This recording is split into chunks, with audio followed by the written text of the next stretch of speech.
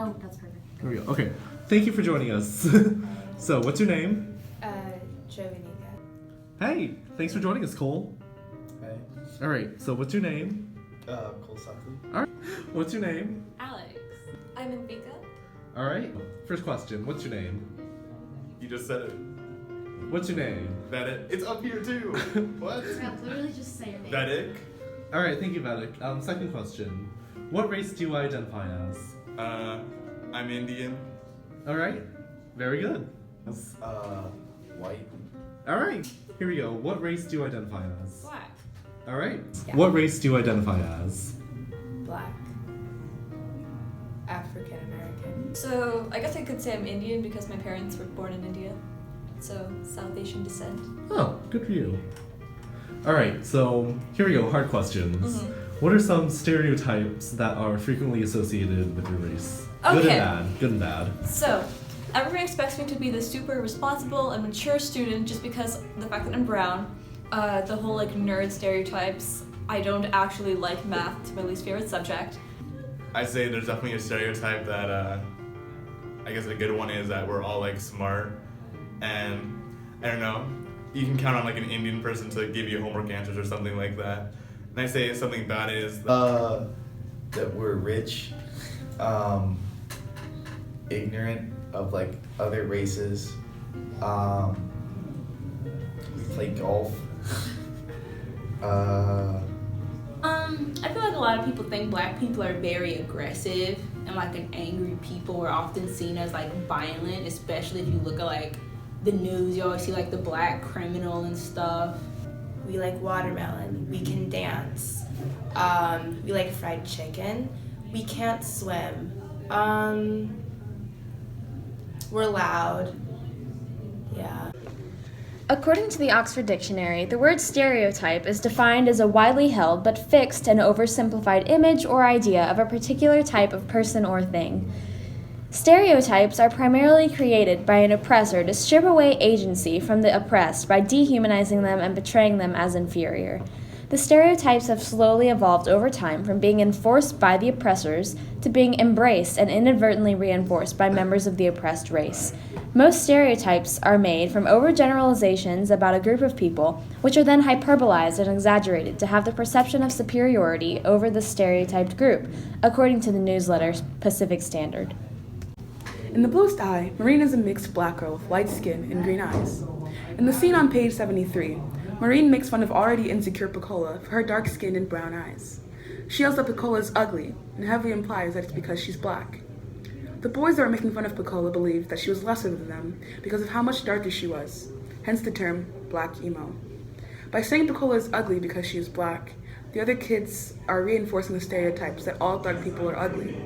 This is just one of the ways that people can strengthen negative stereotypes about their race, by forcing them upon others. Bigger faced a similar dilemma when faced with the task of either fitting into the stereotype that all black people steal or taking the high road. He felt that it was easier to fill the role provided by the stereotype, so he upheld the stereotype rather than attempting to rise above it. In recent times, comedy and media has seen a resurgence of the satirization of stereotypes as a way of reclaiming the associations with that group or race. Some examples being Margaret Cho or Kevin Hart. However, there has been a group of people criticizing these comedians for actually perpetuating said stereotypes by indirectly validating them. Kind of like saying, haha, yeah, all of us do that, with the recent controversy involving YouTuber Lily Singh's late night show's premiere monologue. I am so excited. I am so happy to be here. And by the looks of it, a lot of you are happy to be here too. It's mostly the brown people because this was free to attend. I mean, real talk. If you put every network late night host in one room together and then add me and Hassan Minaj, we look like the IT department at their law firm's Christmas party. It's been tough for us. HBO's Girls, but with an all-Indian cast. Yeah, there's no sex or nudity, just really suggestive hand-holding. And all the relationships are arranged by their parents. Self-hatred is a byproduct of these stereotypes when they become more ingrained into our culture and influence the way that people view themselves. Through continuous subjection, a phenomenon called the reiteration effect occurs. It is when people begin to believe the information through repeated exposure. regardless if it's, true or not. These stereotypes become more programmed as truth in a person's brain, and soon become connotations with that race. When the negative stereotypes about one's own race are ingrained as connotation, the perception slowly shifts into a negative opinion of that, leading to internalized racism and self-hatred. Geraldine, a character in The Bluest Eye, is a victim of this internalized hatred. This hatred of herself and her race is very explicitly shown through her remarks about the good colored people and the lower class word that I am definitely not allowed or going to say. Her self-hatred towards the color of her skin is projected towards other people of the same skin tone, like Pecola. She repeats and agrees with the same slurs and racist remarks white people have said about black people in order to seem above her perceived inferiority. This internalized hatred is also evident within the character Pecola. As a result of her peers telling her that she was ugly because she was black, she began to believe this and yearn for blue eyes, which is a predominantly white or Caucasian trait, in order to perceive herself as beautiful. The self-hatred that stems from this reinforcement of stereotypes is projected onto other people. In doing so, some people have attempted to pull themselves up from the stereotypes by tearing other people of their own race down, as a means to change their perception as being above the stereotypes, or in turn, above that race that they hate so much, like Geraldine, who pushed her negative attitude towards her race and others of her shared race. The reinforcement of stereotypes through repeated exposure, whether it be in the media or in everyday interactions, has created a culture within America that causes both harmful and beneficial stereotypes to be constructed and perpetuated.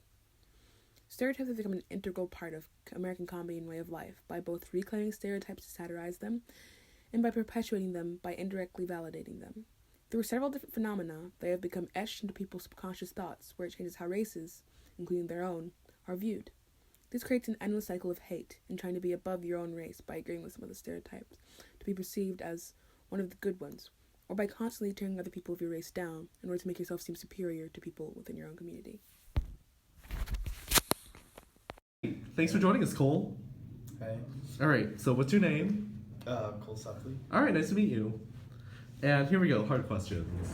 What race do you... Social butterfly, how you doing? Good. Oh, are you guys working? Oh yeah, we're interviewing. Do you want to be interviewed? Not right now, Okay. sorry. You guys okay? Yeah, we're doing good. All right.